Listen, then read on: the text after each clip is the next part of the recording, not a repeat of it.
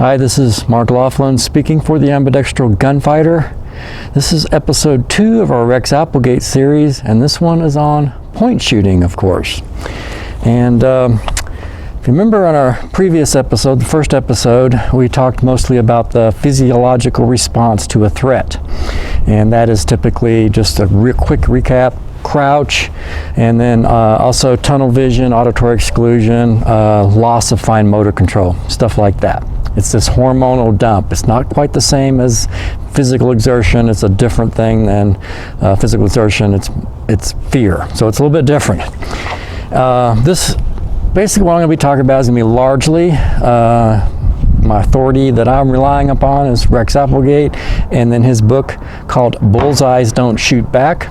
There was also a very good video, even though it's kind of dated as far as style and stuff, but it's called Shooting for Keeps, and that is available, I believe, on YouTube. I'll include links down below to the video and to where you can purchase this book, which I highly recommend. In fact, if you just get the book, you can just don't even watch the rest of this video. Just get it direct from Rex Applegate. Now what I'm going to try to do is try to be a little bit more, bring in some more, I'll call it modern technique a little bit, but or at least my ambidextrous, from an ambidextrous gunfighter perspective technique. There are also some old YouTube videos, some training videos where they're using 1911s at the Office of Strategic Services at Port Richey in Maryland. And of course, Applegate was influenced himself by W. Fairbairn and Eric Sykes, both out of England. Now, one thing Applegate did was he went to research how to gunfight. He went to go look up some information on Wild Bill Hickok. And so he visited Deadwood, South Dakota, and he couldn't find a lot of details on what was Hickok's technique, but he did find one little a letter that he was writing in response to an inquiry about how he shoots. And he says, quote, "I raised my hand to eye level like pointing a finger and fired." And so we're thinking, okay, point shooting. Now, where and when do self-defense gunfights occur? Well, it's going to be on varied terrain. It's not going to be at like a flat, like you have at the shooting range. It's maybe off camber. There could be a lot of debris around, a lot of obstructions. There could be Legos. Barefoot on Legos, so something to factor in. The other thing is typically quite often will be in low light conditions. And then quoting from Bullseyes, Don't Shoot Back, if you are involved in a gunfight, there is an 88% chance that it will occur at a range of 20 feet or less. 20 feet or less. So what is this point shooting technique? Point shooting is not sighted fire, but it is aimed fire. Basically, if you point your finger at an object, we have I don't know if it's an innate ability or something we learn, we're pretty good at pointing our index finger at a distant object and be pretty much right on it. Even without bringing it up right to our eye level, we can do it from down in various positions. And so, if you index your finger along the slide of your pistol, you basically have that point shooting type technique. Now, one thing you'll want to do to practice point shooting is to tape over your sights. I've done it here on my Kel-Tec P17, as well as the Mossberg MC2C, which this one I'm actually running a laser in it today. And so we tape over our sights because it's easy to cheat and try to pick up your sights or bring the pistol to eye level, right up in front of your eyes to use the sights. So we want to learn to aim proprioceptically, I guess you might say. Aim with your body, not with your eyes. So tape over the sights to practice this. Now, one of the things we talked about in the physiology video is that when you have the fear hormones get dumped, you lose fine motor control. So you're left with coarse muscle control. And so Rex Applegate talks about using a convulsive grip firing technique. Now, the way he describes it, it almost sounds like you're like gripping and squeezing the trigger at the same time. It almost sounds very jerky.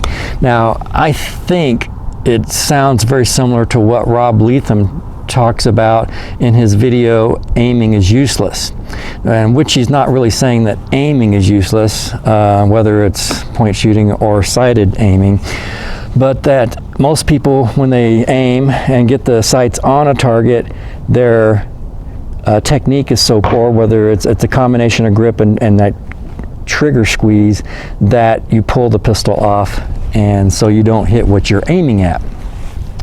And so his whole point is not so much even to do the really fine, precise trigger control, but to have that ability to pull the trigger, but yet keep the pistol on target. So I'm going to kind of take that as being this kind of quasi-convulsive grip technique that Rex Applegate's talking about. Now, to start off for point shooting, you're thinking for self-defense, we're looking first at contact range. So basically within arm's distance of the threat, and maybe a little bit beyond that. And at that position, you're not going to better come up and do this isosceles hold, or otherwise you're basically handing the pistol to the threat, or you're actually, the threat gets in the way of it because he's so close. So what we're doing is shooting from retention, body point technique, or shooting from the hip. And we use that from out to about 5 feet. Now, in all these positions, remember in physiology, your instinct is to crouch. Now, one of the things to keep in mind with is that crouching kind of alters as far as how you're going to draw your pistol. So when you crouch, if it may change that position. If you're carrying on the hip at the 3 or 4 o'clock position, it may, when you crouch, it may alter where you're going to find your pistol at a bit. And for that initial, contact, drawing a pistol under a serious threat to your life, you have to practice that. So practice the crouch and finding your pistol. Now that's one of the things I don't like about the appendix carry, is that crouch then kind of tends to restrict or obstruct your access to the pistol when you're carrying appendix. Now for point shooting from the hip, or retention shooting, you'll have your elbow locked against your ribs, you'll have your wrist locked in place, forearm straight at the target. You're going to use your forearm and your index finger to basically point at the target. That's your aiming technique. You'll have your free hand out for balance. Now a lot of people think, oh, you bring the hand up in here like this, and I mean, that's fine if you have the time to think about it, but in many situations that free hand is going to be busy, whether it's for balance, fighting, stabbing, deflecting, shoving, doing a chin jab, and to get you that distance to back up a bit and make a shot. And then, of course, as we talked about, you do the contract your whole entire hand, is how Rex Applegate describes it. I kind of favor the way Rob Leatham describes it, as pulling that trigger and not jerking the pistol. However that is, I think they're both kind of about the same. Now on multiple targets, you're going to pivot on the balls of your feet. And remember, the point shooting stance is not a shooting stance so much as it is a stress response stance. I mean, I'm talking about as far as the crouch part of it. The crouch part of it is not so much that's the way you should be. That should be your shooting stance. That's just going to be your physiological response, at least initially, and therefore you've got to accommodate that for that initial part of a gunfight. Now, as we get a little more distance, say from 5 to say 20 feet, again, it's all the same thing. We're going to be point shooting, but this time we have more room, so you can bring the arm up. And again, you're thinking, I still don't have the time to do the whole establish the two-handed grip, do sighted hold. So it's bringing it up using your locked elbow, locked wrist, and index finger pointed at the target to aim.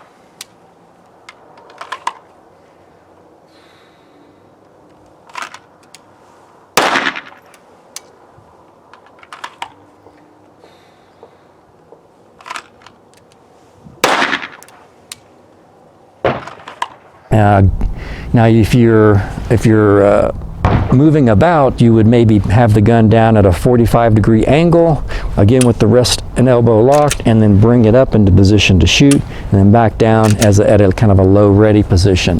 Again, the free arm is going to be out to the side for balance and for some of the other tasks. Now, if you feel like you've got the time, of course, you can bring it into your body as well. But again, both eyes will be open and focused on the target. That's one of the things we learned in the physiological response, that when your eyes are going to focus on the target. They're not going to be looking for the front sights. To raise the gun to the eye level in kind of a pump position, actually just a little bit below eye level. And then again, contract the entire hand in the convulsive grip firing technique, or the Rob Leatham technique. Multiple targets, you're going to pivot on your feet or hips. Now, you don't want to shift your arm from side to side. You're either going to shift your feet to kind of maintain this natural point of aim, or you can rotate a bit on as much as you can on your hips. Now, beyond 20 feet, that's where we switch to the modern technique, the two-handed isosceles, thumbs forward grip, and eyes picking and using your sights to aim properly. Now, my thing is if you're at that distance and you have the time to do that, as a civilian, maybe you shouldn't be making that shot. Maybe not. I'm not saying not to, but it's definitely, you need to ponder, am I at this point still in fear of my life? So that's the transition from hip point shooting, extended arm point shooting, and then out to, you can do kind of a point shooting with the two-handed thumbs forward, still point shooting, not using the sights, and then finally come up and then use the sights for even extended range shooting.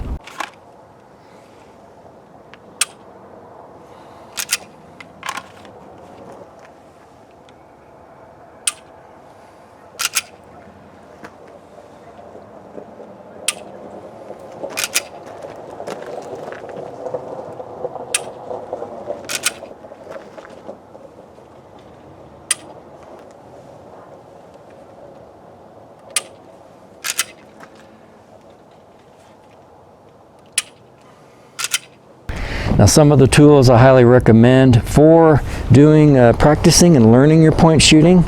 One is, of course, a laser cartridge in your pistol, and then you can use the Mantisx X10 Elite. These little devices fit on the Picatinny rail of a pistol and detects movement, and you can then dry fire with your training laser, and then with the app on the Mantisx, for the Mantisx X, you can see if you're moving that pistol around as you do your convulsive grip or your Rob Leatham technique. Now, one other thing, as we'll be exploring in a forthcoming video, is what I call the Applegate grip ratio, or Applegate grip index ratio.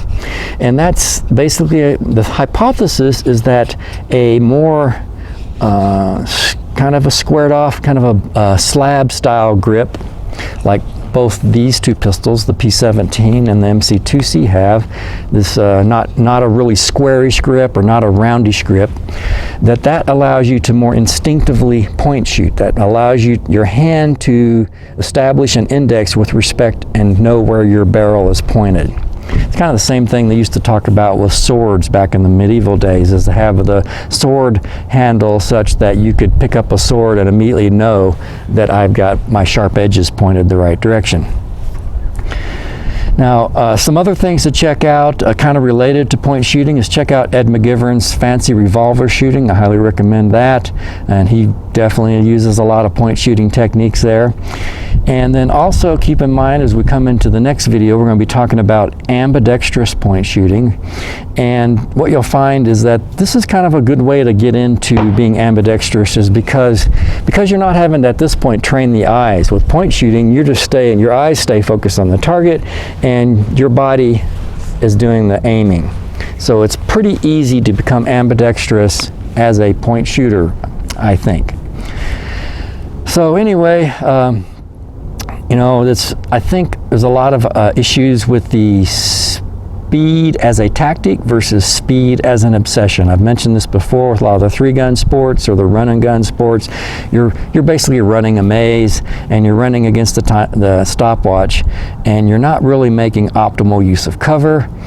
You kind of pretend to use cover, but it's pretty sloppy, and you're not even like getting in behind cover, maybe waiting a second and then popping out and making the shot.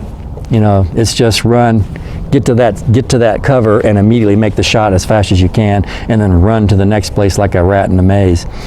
And I think I know for a fact, if you trained a paintball team to do that, if you trained a paintball team that on the inflatable bunker field, that, you know, their only training is they just ran like a maze, running from bunker to bunker and shooting as fast as they can at these static standing targets, I'm pretty sure they're going to get smoked by the team that learns to be ambidextrous and learns to be a little more judicious in their use of cover. This is Mark Laughlin speaking for the Ambidextrous Gunfighter. Hope you enjoyed the video. Definitely check out Bullseyes Don't Shoot Back. That kind of really, the title really explains it all. You know, at the gun range, your targets are not shooting back, and it's a world of difference when they are. As Applegate said, shooting bullseyes, hitting silhouettes, or shooting men. A lot of difference. It's Mark Laughlin speaking for the Ambidextrous Gunfighter. Thanks for watching. Please like, share, and subscribe. Oh, and if you're wondering why I'm wearing this ridiculous hat, well, one, it is kind of cold, but it is kind of like this little blankie over my head that makes me feel all like safe and secure and all that. And plus, I figured, you know, I don't know if anyone, if you've watched this video at this point, check out a book called The Evolutionary Psychology Behind Politics. And so I'm kind of looking at this ridiculous hat as a way to deflect the R-selected type people from my video. They'll drop out early, won't watch the rest of it. Only the K-selected are going to probably watch this far into the end, because they really, you know, most K-selected people aren't going to be like, oh, he looks ridiculous, therefore his ideas suck and are stupid. Whereas the R-selected, they do think that way. They are what's known as by Nathaniel Branden, their whole connection, their reality is social metaphysics. That is, their opinions are based on what other people think, not on reality. Anyway, a couple of things to check out. I'll include links to both of those things there. And yeah, I'm going to keep wearing my ridiculous little hat here. Thanks for watching. One other thing to keep in mind about point shooting is that it's really easy to learn. It doesn't take a lot of practice, and everybody's like says, you know, oh, you need to go to every freaking academy in the United States practically and train endlessly. Well, I mean, it's nothing wrong with that, but you've got to think of the opportunity cost, and I've talked about this in other videos. Sure, it's nice to be able to be a master of self-defense in every way possible, but there are a lot of other things that you need to do as well. How about getting some first aid training? Learn how to deal with a bleeder. Learn how to deal with a heart attack. You know, purchase an AED for to deal with a heart attack. So, and those are things that you're probably far more likely to run into during your life. I've been in a lot more auto accidents, life-threatening auto accidents, than I have been in gunfights. Quite a few more. So keep this all in perspective. Learn the skills that you can, but also learn other things too. Thanks for watching.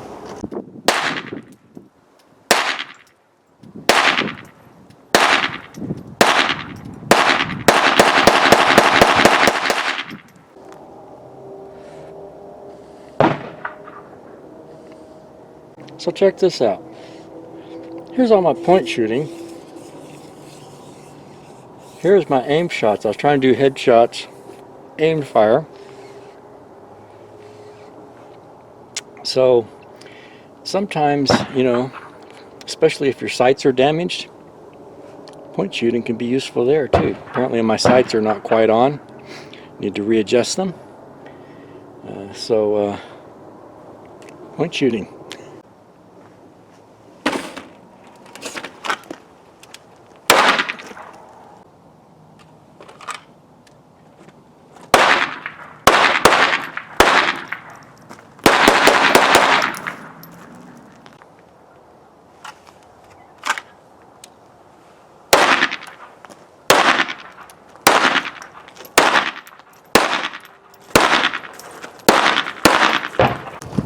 cool thing is that between the Kel-Tec P17,